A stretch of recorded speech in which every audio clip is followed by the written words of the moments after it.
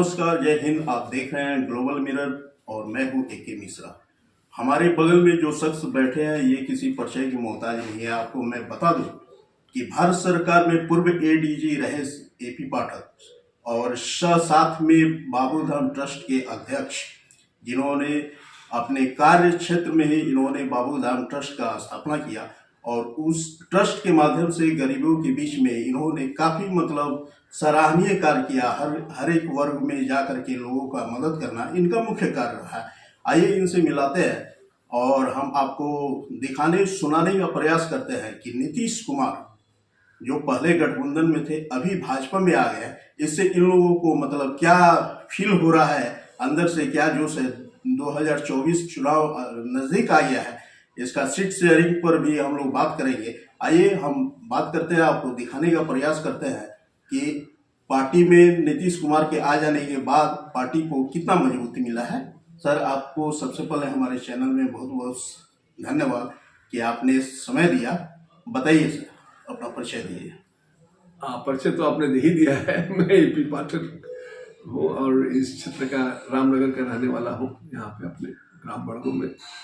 और वाल्मीकि नगर हमारा कर्म भूमि है। एक तरह से हमने 2008 में बाबूधाम ट्रस्ट की स्थापना की अपने पिताजी के स्मृति में, और उसी समय से जब मैं होम मिनिस्ट्री में था उसी समय से मैं इस क्षेत्र की सेवा करता चला आ रहा हूँ। नौकरी करते समय में हर एक महीना 7 से 1 हफ्ता से 10 दिन में, हर एक महीना, कोई ऐसा महीना नहीं है जो कि मैं नहीं आया हूँ और यहाँ पे लोगों की सेवा में क्षेत्र में जाकर के काम किया है। आप भी हमारे उस बाबूधाम ट्रस्ट के बहुत ही कर्मठ कार्यकर्ता और अच्छे रहे हैं। अब तो आप पत्रकार हो गए हैं, इसलिए आपको बहुत बहुत बधाई हो।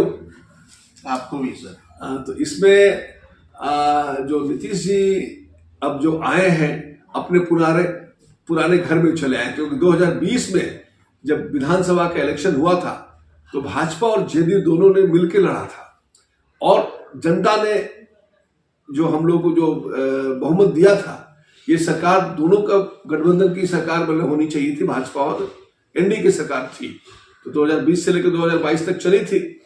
लेकिन अब नीतीश जी के मन में क्या हुआ कि अब उधर महागठबंधन की तरफ राजद और कांग्रेस की तरफ चले गए और उनका एक्चुअली कुछ महत्वाकांक्षा रही होगी कि हम देश के प्रधानमंत्री बनने की कुछ रही होगी। लेकिन फाइनली वहां जाने के बाद इंडिया गठबंधन फिर जब ये महत्वाकांक्षा नहीं पूरी हुई तो चलो एक घर वापसी हुई है। और इससे हमारे लॉ एंड ऑर्डर सिचुएशन में और हमारे अपना विकास में और तेजी आएगी। मैं उनका स्वागत करता हूं कि वो एनडीए के फोल्ड में आ चुके हैं। धन्यवाद। लेकिन सर एक चीज और मैं आपसे पूछना चाहता हूं कि जो अभी शिक्षा बहाली के ऊपर जो काम हुआ है, जिसका श्रेय ले रहे हैं तेजस्वी जी, तो उस पे सर क्या कहना चाहते हैं? वो तो बता रहे हैं कि हमारे रीजन में हुआ है। देखिए, 2 चीज है। मुख्यमंत्री कौन था? नीतीश जी। आप कहीं भी आप देखिए कि आसाम में जो कुछ काम हो रहा है, मध्य प्रदेश में काम हो रहा है, चाहे और भी कहीं भी देश में कोई काम हो रहा है, अब हमारे इंफ्रास्ट्रक्चर का काम हो रहा है, जितने भी काम हो रहे हैं, तो कोई मंत्री कहता है कि हमारा है, अरे फाइनली तो क्रेडिट फाइनल जो है मुखिया को जाता है। तो इसमें नीतीश जी ही मेन सीएम थे और उनके बिना अप्रूवल से थोड़ी हो सकता है चीज। जी, लेकिन वो तेजस्वी बता रहे थे कि हमारा मंत्री हमारा था, विधायक हमारा था, सरकार हमारा था, हमने 7 महीने में इतना अच्छा काम किया है। कहीं ना कहीं वो तो क्रेडिट, जनता का क्रेडिट उनको मिल ही रहा है सर।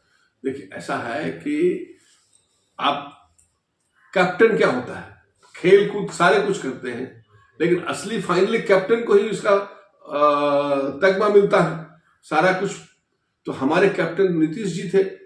अब काम तो सब पूरा टीम काम करता है और इसमें कोई हमने ये कर दिया, ये एक मैंने अब क्या कहें, इसमें मैं उससे सहमत नहीं हूं।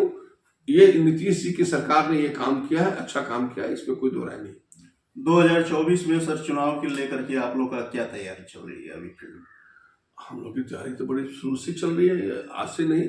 हम लोग पूरे तैयार है और पूरे जोश खरोश के साथ हम लोग तैयार है और ये आपको मैं ये भी कह सकता हूं कि अगले बार 2024 में फिर मोदी सरकार मांगे। सर, आप 2008 से जो वाल्मीकि नगर क्षेत्र में इतना सारा काम किया है, हम लोग तो कहीं कहीं फील्ड में जाते हैं तो आपका नाम आता है। क्या ऐसा लगता है कि आप भाजपा में नया चेहरा है और लोगों का जैसे डिमांड बन रहा है कि नहीं पाठक जी को टिकट मिलेगा, क्या इस पे सर आप क्या कहना चाहते हैं? ऐसा है कि देखिए, हम तो हमारा काम है काम करने का। हम शुरू से 2008 से जब ट्रस्ट की स्थापना की हमने, तो हमने 30 से 40 ट्रक कंबल ला करके यहाँ पे सारे पूरे गरीबों में हमने डिस्ट्रीब्यूट किया। और हर एक साल जाड़े में हम कंबल गरीबों के बीच में बांटते रहे हैं। और सोचिए कि कम से कम अभी तक तो हमने कम से कम 10 से 15 लाख कंबल हमने बांट चुके होंगे गरीबों के बीच में। उसके अलावा हम लोग हर एक क्षेत्र में जो कैंप लगा करके हमारा वृद्धा पेंशन का, विधवा पेंशन का, जितना भी हमारे जो पेंशन योजनाएं हैं, जो कि बहुत ही लोग बहुत परेशान रहते थे, उन लोगों को हमने कैंप लगा के उनको दिलवाया है। विकलांगता प्रमाण पत्र दिलवाया है। मनरेगा के जो भी हमारे विजेज हैं उनको काफ़ी लोगों गरीबों में नहीं मिल पाता तो उसको दिलवाया है। प्लस हमने लोकल समस्याओं के लिए, जो लोकल समस्या है, किसी का थाने में प्रॉब्लम है, किसी को ब्लॉक में प्रॉब्लम है, हमने अलग अलग पंचायतों में हमने बाबूधाम ट्रस्ट की कमेटी का गठन किया है। ब्लॉक लेवल पे किया है, गांव लेवल पे किया है। हमारे 50,000 से ज्यादा एक्टिव वर्कर्स हैं बाबूधाम ट्रस्ट के, जो कि काम करते हैं गरीबों का। और वहां किसी की भी कोई समस्या होती है, उस लेवल पे, लोकल लेवल पे इसको निपटारा करते हैं। अगर कोई उनके लेवल की चीज नहीं होती तो मुझे इन्फॉर्म करते हैं और फिर उसको हम किसी भी एडमिनिस्ट्रेटिव, चाहे वो एसडीओ से लेकर के डीएम से, चाहे चीफ सेक्रेटरी तक का अगर कोई इशू होता है, उस चीज को हम लोग करके उसको मदद करने की कोशिश करती हैं। तो पूरा क्षेत्र में, पूरे वाल्मीकि नगर क्षेत्र में, चाहे नहीं और भी आगे बेतिया और बने पूरे चंपारण में हमारे बाबूधाम ट्रस्ट इतना एक्टिव है कि हर एक क्षेत्र में लोगों को मदद करता है। और हमारे ट्रस्ट का मोटो है कि गरीबों की सेवा में सदैव तत्पर। सर, उन लोगों का मतलब आप आइकन बन गया और वो लोग चाहते हैं कि आप सांसद के रूप में देखें, तो उन लोगों को क्या आप इस बार निराश करिएगा कि उन लोग के साथ आइएगा? सर, ऐसा है कि हमने जनता की मांग पे ही हमने भाजपा ज्वाइन की थी।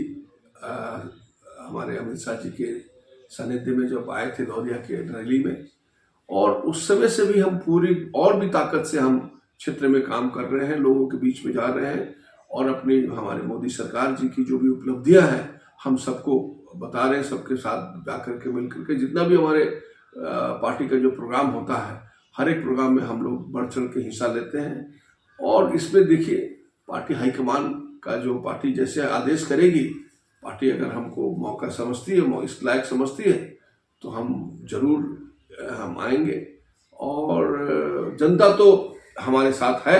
हाँ, जनता तो आपको मतलब हम लोग भी फील्ड में जाते हैं तो कहीं कहीं हम लोग का ये विजन होता है जानने के लिए कि किस पार्टी को है, किस व्यक्ति विशेष पर, हम लोग व्यक्ति विशेष पर जब चर्चा करते हैं तो वहां आपका नाम सबसे पहले चंपारण में आता है। तो क्या उन चंपारण वासियों को आप 2024 में खुश करने का, मतलब साथ देने का आपने जो बेड़ा लेकर आगे बढ़े, क्या उस पे तैयार हो पाइएगा? सर, देखिए, हम तो तैयार है। सबसे बड़ा चीज है कि पार्टी हाईकमान का जो अगर आदेश होगा तो हम इतनी पक्का कहते हैं कि अगर पार्टी ने हमको इस चीज लायक समझा तो मैं श्योर शॉट इस सीट को जीत करके अपने भाजपा की झोली में डालूंगा। और उसके बाद इस अपने क्षेत्र के विकास के लिए, क्षेत्र में हर एक महकमे के लिए, चाहे वो सड़क का काम हो, रेलवे का हो, टूरिज्म का हो, इंडस्ट्री का हो, हम पूरे इस वाल्मीकि नगर जो पार्लियामेंट्री कंस्टिट्यूंसी 1 माना जाता है, इस पूरे देश में हम 1 नंबर का क्षेत्र जो है, हर एक क्षेत्र में एजुकेशन हो चाहे किसी क्षेत्र में, हम कोशिश करेंगे कि इसको बनाया जाए, बढ़ाया जाए, इसको स्थापित किया जाए कि क्षेत्र की वाल्मीकि नगर एक पूरे देश के पटल पे आएगा। सर, अभी आपने एजुकेशन के बारे में बात किया तो हमको याद आया कि हमने एक बार आपके जस्ट बगल के गांव में हमने जब सर्वे करने के लिए हमारी टीम उतरी थी, तो वहां पता लगा कि आपके यहाँ मतलब आपके पैतृक संपत्ति में से जो है कुछ भूमि दे करके कॉलेज और स्कूल का स्थापना किया गया है। क्या सर इस पे आप क्या कहना चाहते हैं? ऐसा है कि यहाँ पे हमारा मिडिल स्कूल बहुत पुराना, हमारे ही पूर्वजों का दिया हुआ था जगह, वहाँ मिडिल स्कूल बना था। फिर मैंने अपने जो प्रिंसिपल सेक्रेटरी महाजन साहब थे जब एजुकेशन के, उनके समय मैंने उनसे रिक्वेस्ट करके और उत्क्रमित महाविद्यालय बनाने का हमने यहाँ से सैंक्शन कराया था। लेकिन उस समय वो भूमि कोई सरकारी भूमि तो थी नहीं, यहाँ पे जगह तो था नहीं, तो और भूमि नहीं उपलब्ध हुई और वहाँ से ऐसा लग रहा था कि अब यहाँ से वो उत्क्रमित महाविद्यालय जो है वो यहाँ से शिफ्ट हो जाएगा, चला जाएगा। तो मैंने अपनी जमीन 3 से 4 एकड़ जमीन जो है हमने हमारे अपने हिस्से की जमीन हमने दी और उस पे ये इस महाविद्यालय बना हुआ है और वहाँ से अपना। तो चलिए, एजुकेशन के लिए अगर यहाँ के लोग बाग को अच्छी पढ़ाई और व्यवस्था रहे तो उसके लिए हमने सेक्रीफाइस करने में हमको कोई परेशानी नहीं हुई।